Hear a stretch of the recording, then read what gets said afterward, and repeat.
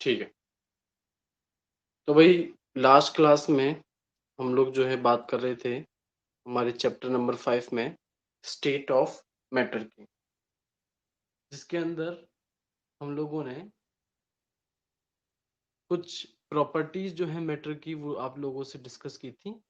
और मैंने आप लोगों को एक होमवर्क दिया था कि आपको काम ये करना था कि सॉलिड, लिक्विड और गैसेस जो हैं उनके बीच में आपको एटलीस्ट 10 डिफरेंसेस जो है वो लिखने थे।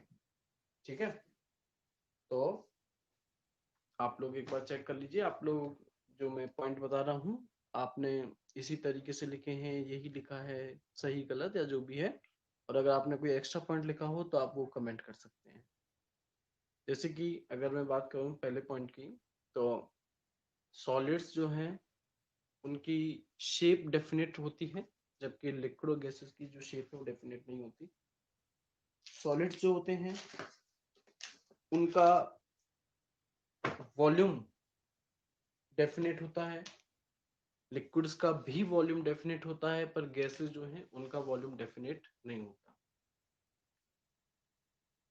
नेक्स्ट पॉइंट की 2 पॉइंट हो गए। तीसरे पॉइंट की अगर मैं बात करूं, सॉलिड्स जो होते हैं उनके अंदर inter molecular forces of attraction maximum होते हैं या स्ट्रॉन्गेस्ट होते हैं। लिक्विड्स में सॉलिड के कंपैरिजन में वीकर होते हैं और गैसेस में वीकेस्ट। 3 डिफरेंस हो गए।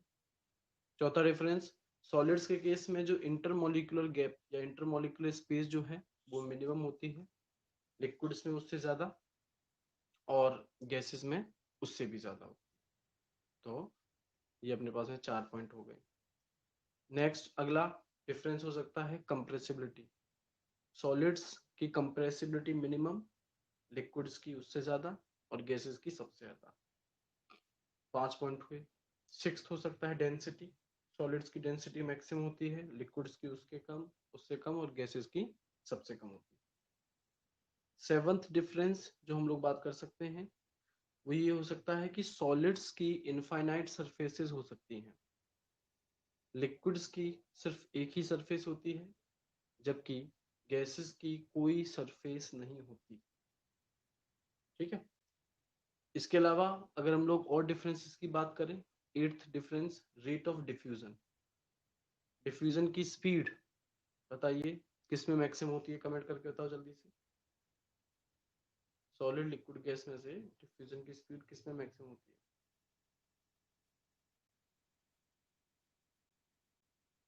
गैसेस में। ठीक है, तो गैसेस में आपकी मैक्सिमम हो गई, उससे कम आपके लिक्विड और सबसे कम सॉलिड्स में होती है। इसके अलावा आप पॉइंट दे सकते हैं स्पीड ऑफ साउंड। साउंड की स्पीड मैक्सिमम होती है सॉलिड्स में, उससे कम होती है लिक्विड में, सबसे कम होती है गैसेस में। ये लास्ट क्लास में हम लोगों ने बात की थी thermal energy.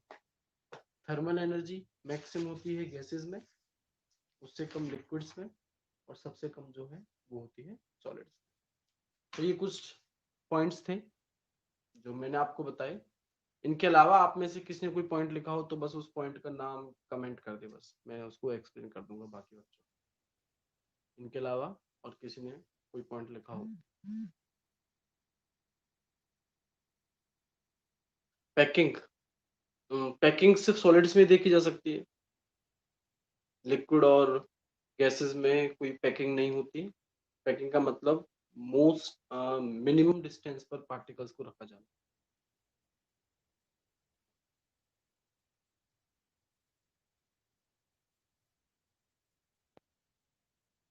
Speed of light, light बेटा, लाइट को मीडियम नहीं चाहिए होता ट्रेवलिंग के लिए, है ना। अगर मीडियम चाहिए होता तो फिर सन, सूरज से हम तक लाइट आ ही नहीं पाती, क्योंकि स्पेस और हमारे बीच में तो कोई मीडियम ही नहीं है, तो medium light, speed of light यहाँ नहीं दे सकते।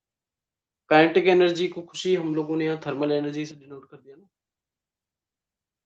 और किसने कोई डिफरेंस लिखा हो?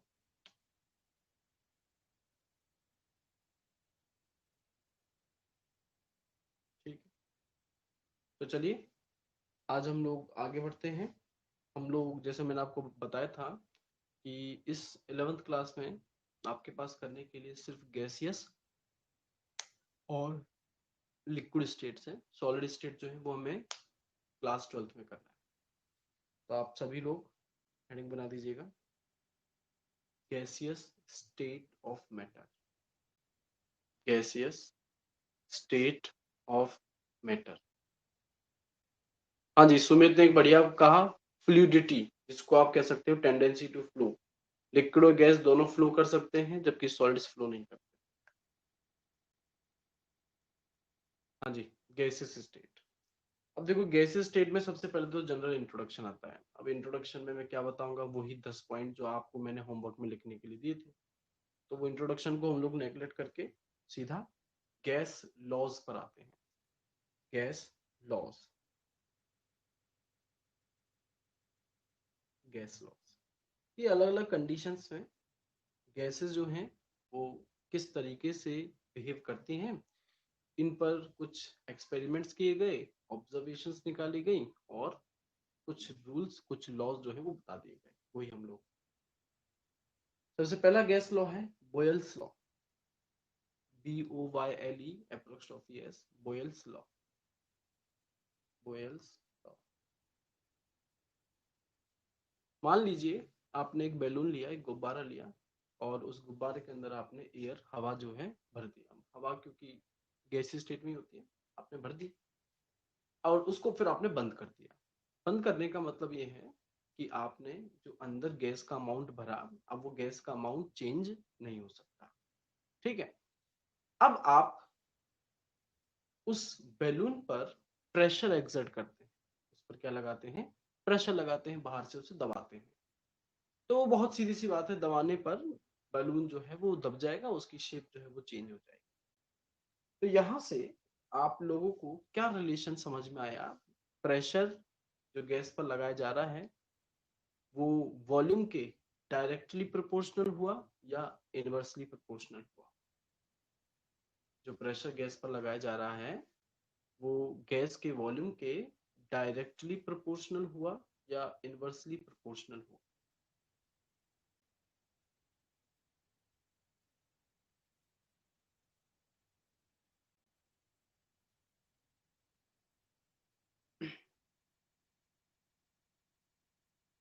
इनवर्सली हुआ, और सिर्फ तब जब आपने एक तो अमाउंट ऑफ गैस को फिक्स कर दिया हो, जैसे मैंने बताया बलून में एयर भर के अब आपने उसको सील पैक कर दिया, बंद कर दिया, ना तो एयर अब अंदर से बाहर जा सकती है ना बाहर से अंदर आ सकती है। तो इस केस में आपने क्या किया, अमाउंट ऑफ गैस, या मैं कह सकता हूँ number of moles of gas जो है उसे कांस्टेंट कर दिया, और उस बैलून के अंदर जो टेम्परेचर था, बलून के अंदर जो टेम्परेचर था, टेम्परेचर भी कांस्टेंट ही है। ऐसा थोड़ी कि अभी 10 डिग्री है, 2 मिनट बाद 50 डिग्री हो जाएगा। मतलब आप जब प्रेशर लगा रहे हो तो टेम्परेचर उतना ही रखा, तो प्रेशर कांस्टेंट रखा। जो वेरिएबल था वो था pressure and volume. Temperature constant कर दिया और आपने अमाउंट ऑफ गैस मतलब number of moles of gas constant कर दी। तो जैसा आपने बताया कि प्रेशर और वॉल्यूम इनवर्सली प्रोपोर्शनल है, तो रॉबर्ट बोयल जो थे इन्होंने भी सेम चीज बताई, P is inversely proportional to V। और जब प्रोपोर्शनलिटी का साइन हम लोग लगा करके इक्वल लगाते हैं, तो जो राइट साइड में क्वांटिटी है उसे हम किसी कांस्टेंट से मल्टीप्लाई करते हैं। तो P equal to K upon B। K यहाँ पर जो है वो है एक प्रोपोर्शनलिटी कांस्टेंट।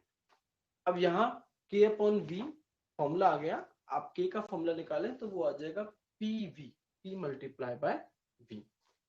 तो आप एक तरीके से इस लॉ को, ये तो हम लोग खैर कह ही सकते हैं कि प्रेशर और वॉल्यूम इनवर्सली प्रोपोर्शनल है, पर आप चाहें तो इस लॉ के लिए ये भी लिख सकते हैं कि अगर आप प्रेशर और वॉल्यूम का प्रोडक्ट निकालें तो वो कांस्टेंट होता है ना। अगर PV equal to K, pressure multiply by volume equal to, अगर मान लो number of moles, amount of gas और टेम्परेचर को मैं कांस्टेंट रखता हूं, पर मैं दो अलग अलग कंडीशंस जो है वो आपके सामने रखता हूँ कि जैसे कि पहले बलून में मैंने एयर भर दी, अब उस समय जो प्रेशर था वो था P1 और जो गैस वॉल्यूम ऑक्यूपाई कर रही थी V1। उसी गैस, उतने ही अमाउंट की गैस उतने ही टेम्परेचर पर अब मैंने प्रेशर बढ़ा दिया। सीधी सी बात है, प्रेशर बढ़ाऊंगा तो वॉल्यूम घट जाएगा। अब प्रेशर हो गया P2 और वॉल्यूम जो ऑक्यूपाई कर रही है गैस वो V2 हो गया। पर हमें पता है कि अगर अमाउंट ऑफ गैस और टेम्परेचर सेम रहे तो प्रेशर और वॉल्यूम को आप जो कुछ भी कर दीजिए दोनों को मल्टीप्लाई करने पर आंसर हमेशा कांस्टेंट ही आएगा। जैसे कि अगर पहले प्रेशर जो था वो था 10 atm, वॉल्यूम उस समय ऑक्यूपाई हो रहा था वो था आपका 50 लीटर, तो सीधी सी बात है दोनों का प्रोडक्ट आएगा आपका 500। अब मैंने प्रेशर को कर दिया 50 atm और वॉल्यूम हो गया 10 लीटर, अभी भी आप दोनों को मल्टीप्लाई करोगे तो आंसर 500 ही आएगा। तो P1 V1 इक्वल टू वो भी K के इक्वल आएगा और P2 V2 वो भी किसके इक्वल आएगा K के। तो मैं यहाँ पर, अरे भाई विशाल कह रहा है कि उसे आवाज बहुत कम आ रही है, उसको समझ नहीं आ रही। आप लोगों को वॉइस क्लियर नहीं है या बहुत कम है या फिर समझ नहीं आ रही, ऐसा कुछ? आप लोगों को आवाज मेरी समझ में नहीं आ रही?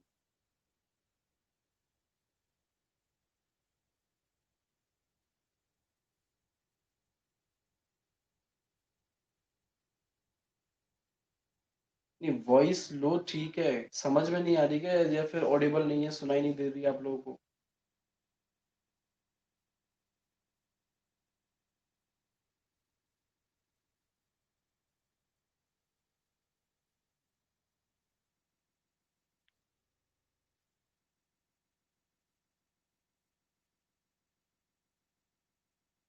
ऑडिबल है तो बस फिर क्या प्रॉब्लम है?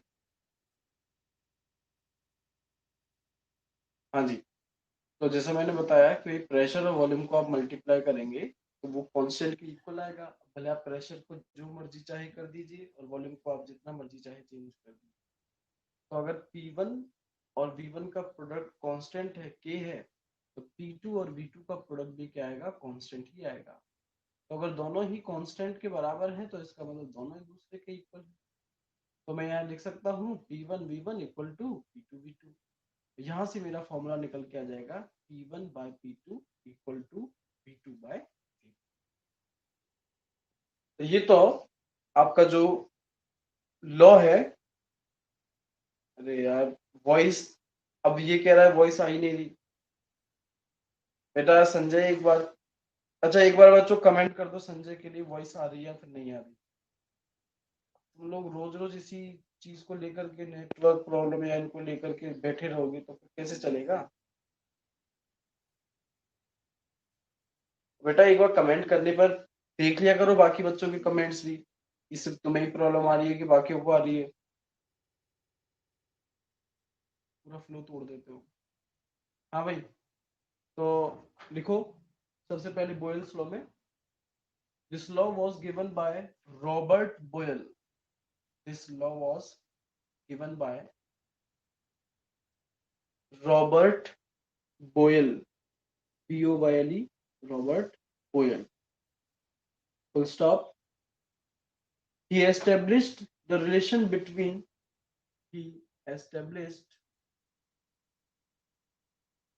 the relation, the relation between the pressure and the volume of gases, pressure and volume of the gases in 1662, in 1662। Next line से लिखो, according to Boyle's law, according to Boyle's law, Boyle's law, comma, at constant temperature, at constant temperature, ध्यान रहे ये law तभी applicable है जब temperature constant है। at constant temperature for a fixed amount of gas, at constant temperature for a fixed amount of gas, fixed amount of gas, comma, the pressure, the pressure and the volume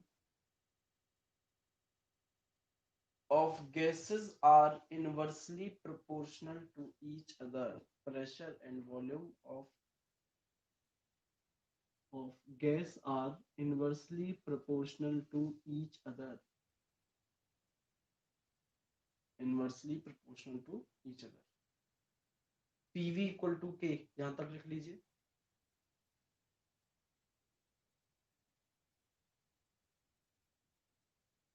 K यहाँ पर proportionality constant है.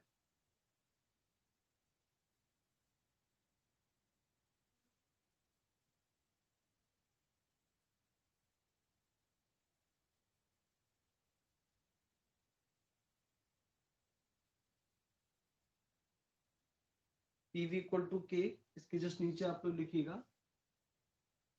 In other words, Boyle's law can be defined as. In other words, Boyle's law can be defined as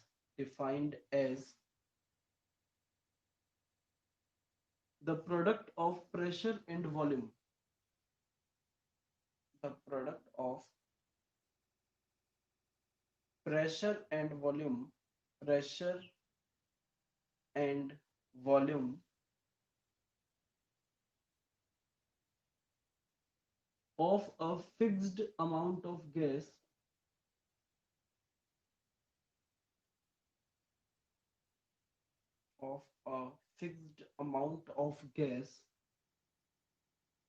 is constant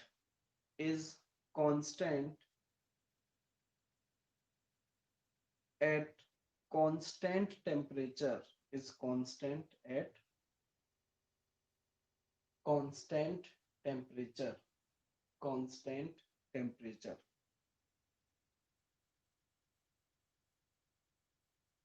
फिर एक line छोड़ करके लिखिएगा. एक line छोड़ने का लिखिएगा. If the volume of a fixed amount of gas, if the volume of a fixed amount of gas at pressure P1 is V1, at pressure P1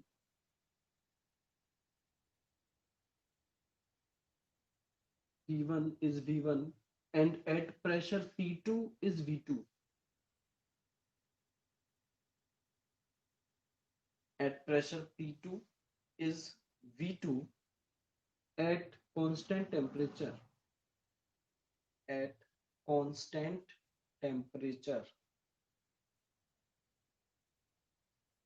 तो बच्चों बाकी का डेरिवेशन बना लीजिए. Formula P1 upon P2 equal to V2 upon V1 इस पर आ जाएगा.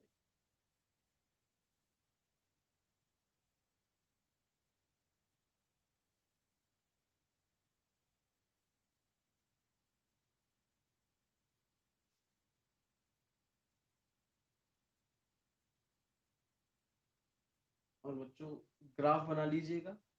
ये ग्राफ प्रेशर और 1/V, प्रेशर और वॉल्यूम के बीच में नहीं है, ये 1/V.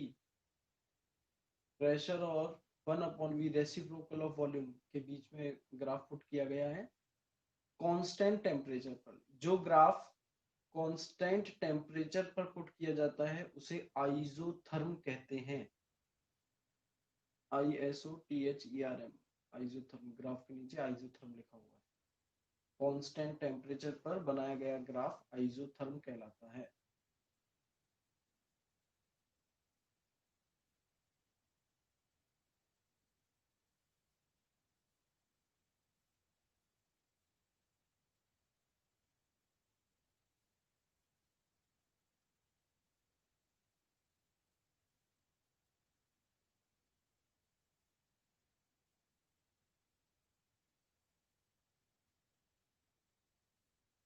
बच्चों यहाँ फॉर्मूला में दो प्रेशर और दो वॉल्यूम आपके पास में आ रहे हैं.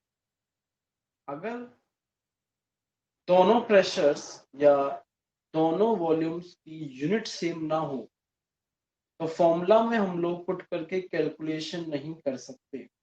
इस वजह से यूनिट्स का सेम होना बहुत ज्यादा जरूरी है. तो आपके पास जब भी क्वेश्चन आए तो आप लोग उस क्वेश्चन को बहुत अच्छे से और ध्यान से पढ़ें और चेक करें कि क्या वॉल्यूम्स एंड प्रेशर की यूनिट जो है, दोनों प्रेशर की यूनिट सेम होनी चाहिए या दोनों वॉल्यूम जो है उनकी यूनिट जो है सेम होनी चाहिए। अगर नहीं है तो आपका सबसे पहला काम होगा यूनिट कन्वर्जन। इस चैप्टर में सबसे पहली मुसीबत आपके सामने जो आएगी वो यूनिट कन्वर्जन की ही आएगी। और दूसरी जो इसमें प्रॉब्लम आएगी वो आएगी कैलकुलेशन। कैलकुलेशन इसकी लेंथी होंगी, डिफिकल्ट होंगी, और जो कन्वर्जन है, यूनिट कन्वर्जन, वो आप लोगों को करना पड़ेगा। तो उसके लिए आप लोगों को प्रेशर्स की जितनी भी यूनिट है, जैसे bar, ATM, torr, mm of hg, millimetre of mercury, pascal, kilo pascal, इन सभी यूनिट्स का इंटर कन्वर्जन आप लोगों को ढूंढ के रखना है, आप लोगों को पता होना चाहिए। वैसे आप लोग इन सभी चीजों को फिजिक्स में पढ़ के आ चुके हैं, जहां आप लोगों ने यूनिट कन्वर्जन सीखा होगा, आप लोगों ने एमएलटी डायमेंशंस निकालना सीखा होगा।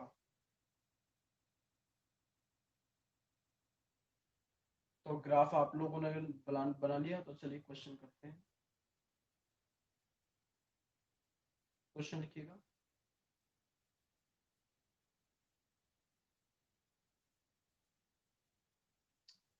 H2 hydrogen. H2 gas is filled in a balloon. H2 gas is filled in a balloon, filled in a balloon at 1 bar bar, at 1 bar pressure, at 1 bar pressure. Full stop. The volume of the balloon is, the volume of the balloon is 170 decimeter cube pm cube. Volume of the balloon is 170 decimeter cube dm cube. Full stop. The balloon goes up to a height. The balloon goes up to a height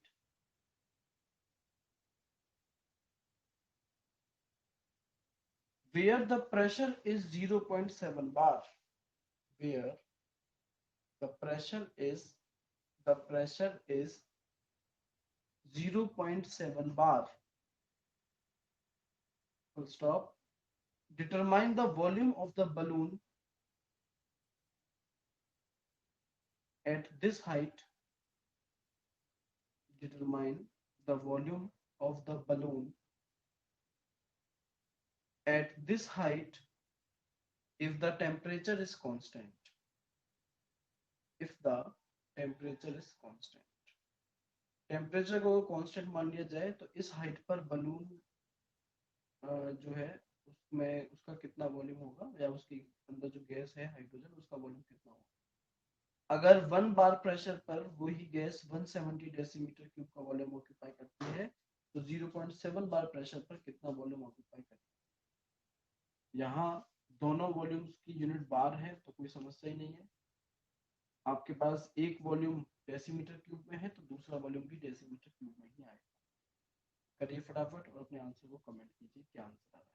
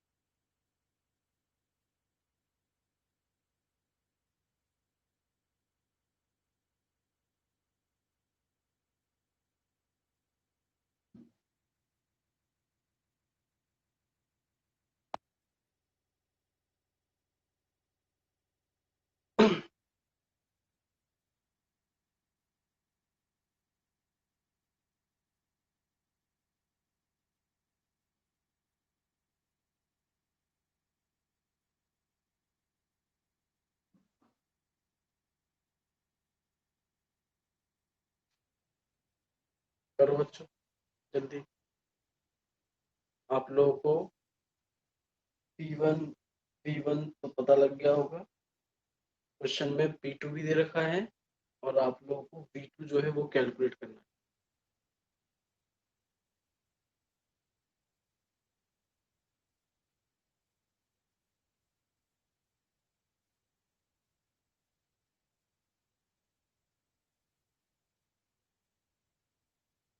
ठीक है, बहुत बढ़िया। प्रिया और वीरेंद्र ने अपने answers comment कर दिए हैं और आप लोगों के आंसर एकदम सही है। 242.85 डेसीमीटर क्यूब। तो जिस हाइट पर वॉल्यूम पर प्रेशर जो बलून पर प्रेशर 0.7 बार हो जाएगा, उस हाइट पर ये जो आपका बलून है ये 242.85 डेसीमीटर क्यूब का वॉल्यूम ऑक्यूपाई करेगा। क्वेश्चन लिखिएगा अगला।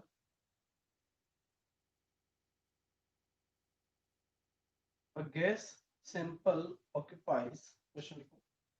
A gas sample occupies 75 decimeter cube volume, 75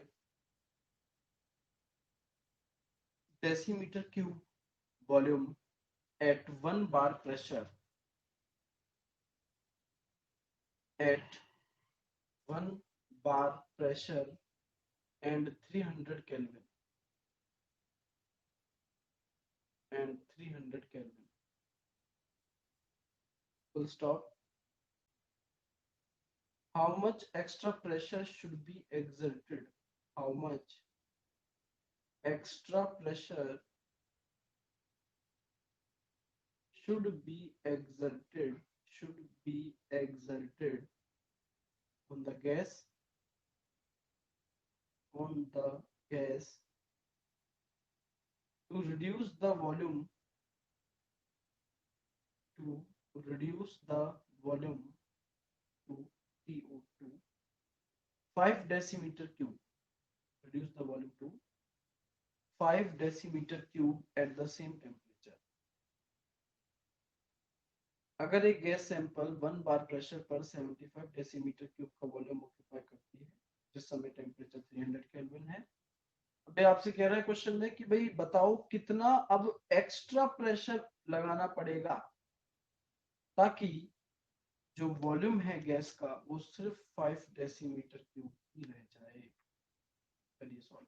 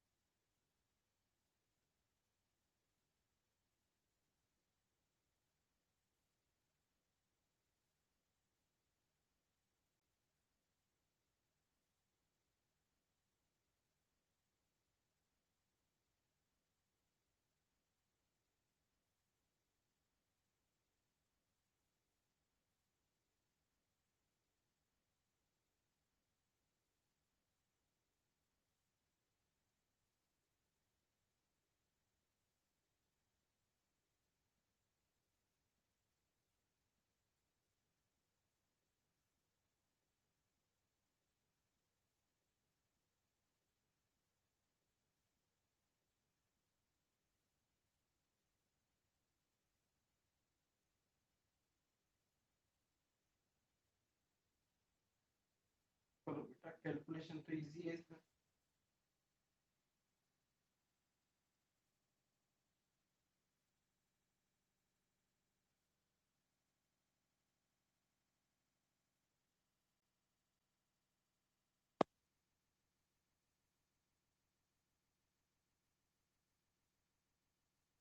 प्रिया ने जवाब दिया है 15 बार।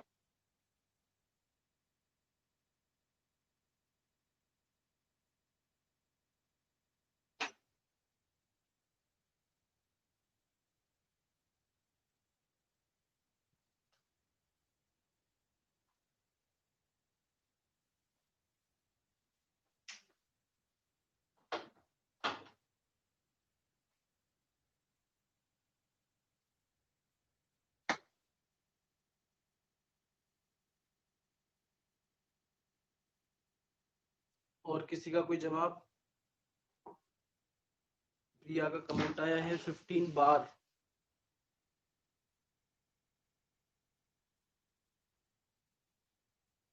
एक बार प्रिया क्वेश्चन पढ़ो वापस।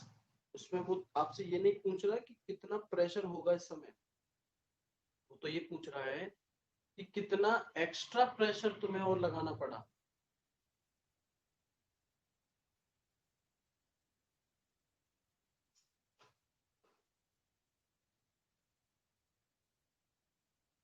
भाई 1 बार का प्रेशर तो पहले ही था, अब प्रेशर 15 बार का हो गया है, तो कितना एक्स्ट्रा प्रेशर लगा?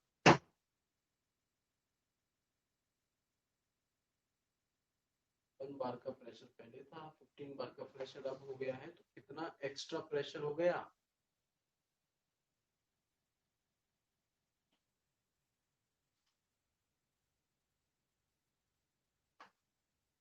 बेटा तुम्हारे पास एक टॉफी थी, बाद में 15 टॉफी हो गई, तो कितनी एक्स्ट्रा टॉफीज आ गई तुम्हारे पास?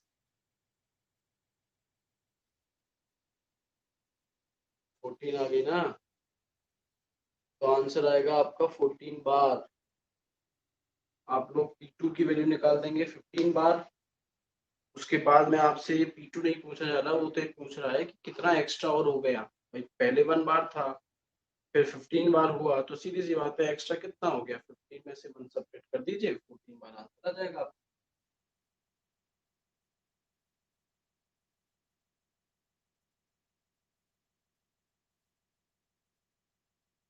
चलिए एक क्वेश्चन और कीजिए, फिर हम लोग दूसरे लॉ पर चलेंगे। जल्दी से क्वेश्चन लिखो। Hydrogen gas is filled in a balloon at room temperature. Hydrogen gas is filled in a balloon is filled in a balloon at room temperature. At room temperature. Full stop. The balloon bursts. bursts. The balloon bursts if the pressure is more than 0.2 bar. Balloon bursts if the pressure is more than 0.2 bar. तो अगर pressure आपने 0.2 बार से ज्यादा कर दिया तो balloon फट जाएगा। इसका मतलब बलून जो मैक्सिमम प्रेशर झेल सकता है वो 0.2 बार है। Full stop. if the gas occupies if the gas occupies 2.27 liter 2.27 liter at 1 bar, 2.27 liter at 1 bar, then calculate the volume up to which calculate the volume up to which the balloon can be inflated. The balloon can be inflated. तो आपको पता लगाना है कितना volume, कितनी gas भरी जा सकती है उस बलून में कि वो बलून जो है फूल जाए, मैक्सिमम मैक्सिमम वॉल्यूम ऑक्यूपाई कर ले। सीधी सी बात है सर, जिस प्रेशर पर वो फट जाएगा उस प्रेशर तक का वो वॉल्यूम झेल सकता है। तो आपको एक्चुअल में 0.2 बार पर जो वॉल्यूम होगा वही कैलकुलेट करना है। करिए जल्दी से।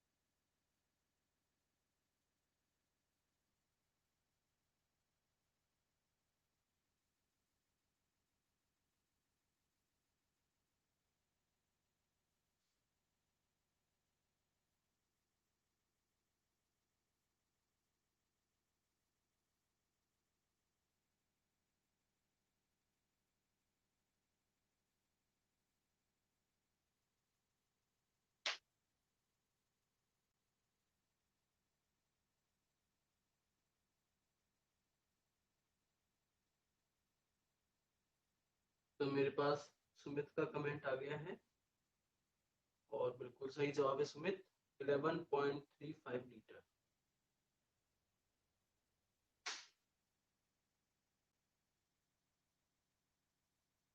सुमित का जवाब एकदम सही है, 11.35 लीटर।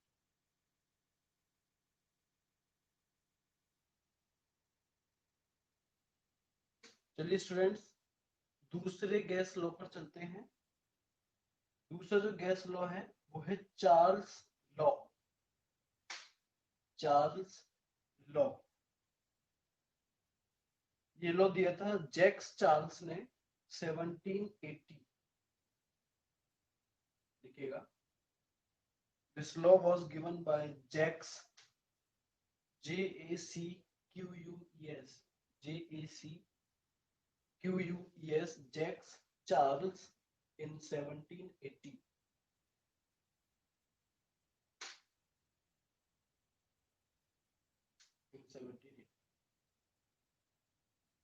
नेक्स्ट आंसर लिखिएगा, according to this law,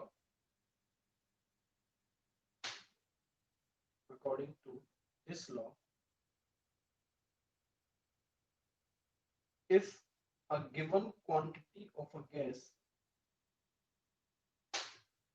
if a given quantity of a gas, मतलब जो अमाउंट है गैस का, जो मोल्स हैं वो कांस्टेंट है। if a given quantity of a gas is held at constant pressure, is held at constant pressure,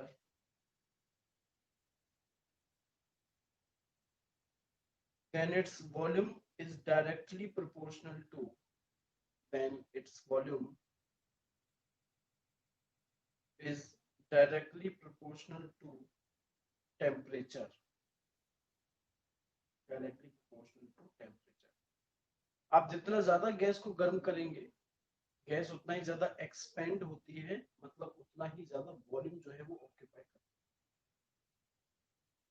तो V is directly proportional to T, proportionality का साइन हटा के इक्वल लगाएंगे, तो V इक्वल टू KT या V by T equal to K। और same पिछली बार की तरह ही, अगर वॉल्यूम V1 है तो टेम्परेचर T1 है, वॉल्यूम V2 है तो टेम्परेचर T2 है, तो V1 बाई T1 के इक्वल आएगा और V2 बाई T2 भी के इक्वल आएगा। तो दोनों को अगर एक दूसरे के बराबर रख दें तो V1 by T1 equal to V2 by T2 और last V1 by V2 equal to T1 by T2। Graph put किया गया है वॉल्यूम और टेम्परेचर के बीच में, और इस समय मैंने थोड़ी सी गलती बस ये कर दी बच्चों, ग्राफ में वॉल्यूम और टेम्परेचर के बीच में जो रखी गई है लाइंस, जो कर्व्स हैं, वो V1, V2, V3 पर नहीं है, वो P1, P2 और P3 पर है। P1, P2 और P3 पर, जिसमें P1 is greater than P2 and P2 is greater than P3। ये आप करेक्शन कर दीजिएगा। कांस्टेंट प्रेशर पर बनाया गया ग्राफ कहलाता है आइसोबार। कांस्टेंट टेम्परेचर पे बनाया गया कहलाता था आइसोथर्म, और कांस्टेंट प्रेशर पर बनाया हुआ ग्राफ कहलाता है आइसोबार। तो ये फटाफट से पूरा काम कर लीजिए, फिर मैं आपको क्वेश्चन दूंगा। पूरा का पूरा बना दीजिए।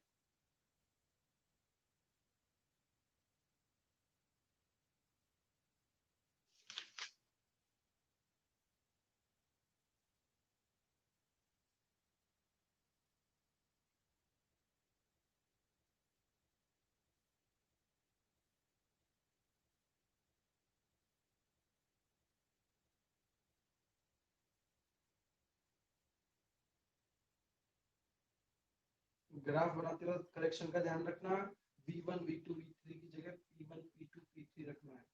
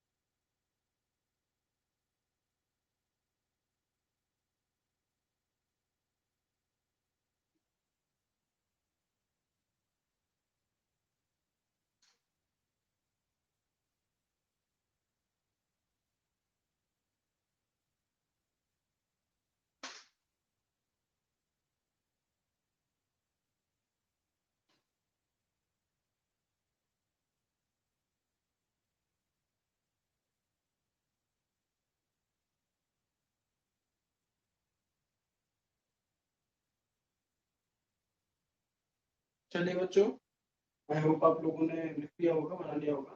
तो मैं क्वेश्चन डिक्टेट कर रहा हूँ। क्वेश्चन ध्यान रखना है, चार्ज को तभी अप्लाई होगा जब आप प्रेशर को कांस्टेंट रखें और number of moles of gas या अमाउंट ऑफ गैस को। क्वेश्चन देखो, the volume of a gas is 80 the volume of a gas is 80 centimeter cube 80 centimeter cube at 20 degrees Celsius at 20 degrees Celsius full stop. How much rise in temperature is required? How much rise in temperature is required? In temperature is required if the volume is to be increased. If the volume is to be increased by 30%, 30%। तो आपसे पूछा गया है, बताइए कितना temperature आपको बढ़ाना पड़ेगा, कितना टेम्परेचर जो है आपको बढ़ाना पड़ेगा या कितने टेम्परेचर तक आप ले जाएं ताकि गैस का वॉल्यूम जितना है उसका 30% और बढ़ जाए। तो अगर V1 80 है तो V2 क्या होगा, बताओ पहले तो मेरे को कमेंट करके। अगर V1 80 है तो V2 क्या होना चाहिए क्वेश्चन के अकॉर्डिंग।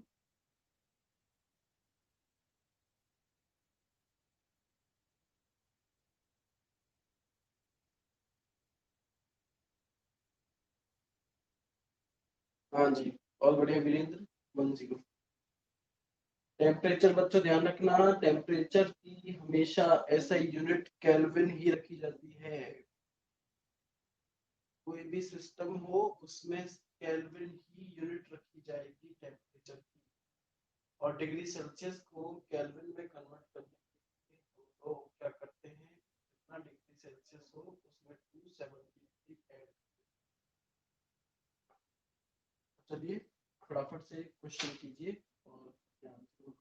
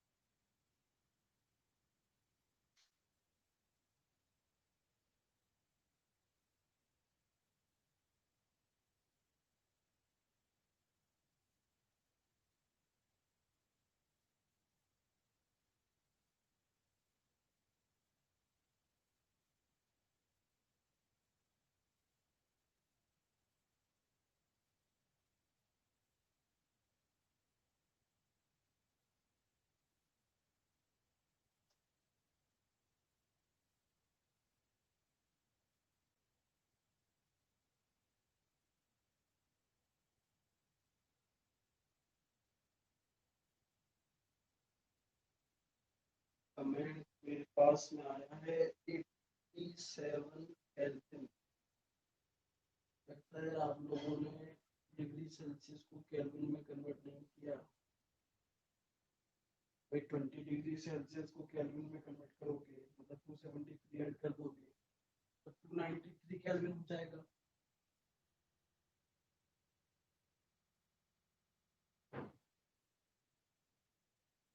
V1 80 है, T1 293 है, फिर V2 104 है, T2 आप लोगों को कैलकुलेट करना था। फॉर्मूला में वैल्यूज पुट करोगे तो कैलकुलेशन 104 मल्टीप्लाई बाय 293 अपॉन 80 आएगी। आंसर इतना छोटा कैसे आया?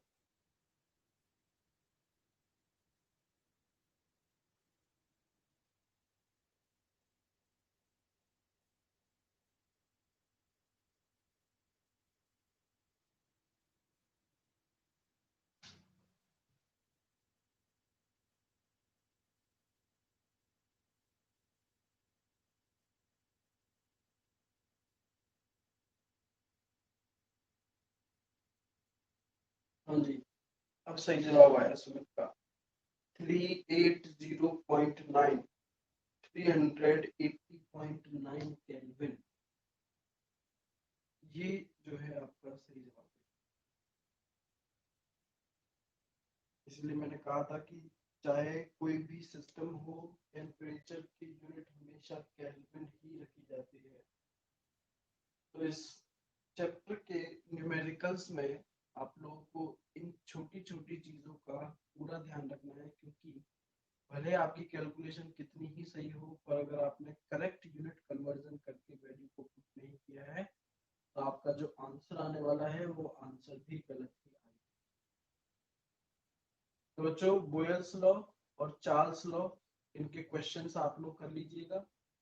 और जो मैंने आप लोगों को बताया कि आप लोगों को यूनिट कन्वर्जन आने चाहिए, चाहे वो लीटर को एमएल में कन्वर्ट करना हो, सेंटीमीटर क्यूब को मीटर क्यूब में कन्वर्ट करना हो, या डेसीमीटर क्यूब में कन्वर्ट करना हो, या प्रेशर के लिए बार को एटीएम में, एटीएम को एमएम ऑफ एचजी में, एमएम ऑफ एचजी को टॉर में, टॉर को पास्कल में।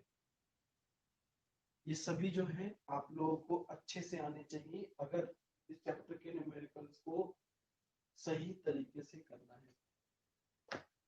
तो हमारे पास गैस लॉस में दो लॉ जो है वो हम लोगों ने पढ़ लिए, दो लॉस और हैं जो कि हम लोग नेक्स्ट क्लास में करेंगे।